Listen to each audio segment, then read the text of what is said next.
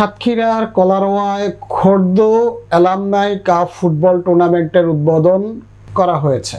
বিস্তারিত সাতক্ষীরা থেকে নিজস্ব প্রতিনিধি আব্দুল ওয়াহাবের পাঠানো তথ্যচিত্রে।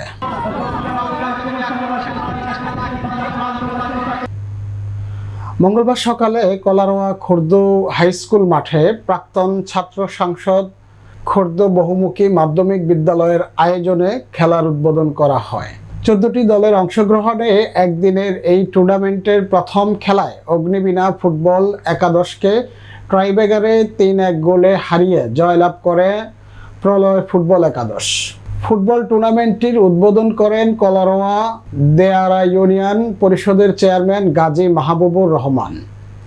এ সময় আরও উপস্থিত ছিলেন স্থানীয় আওয়ামী লীগ নেতা প্রভাষক আব্দুল মন্নান, বাগেরহাট জেলার senior judicial magistrate Asaduzzaman Asad সহ আরও অনেকে।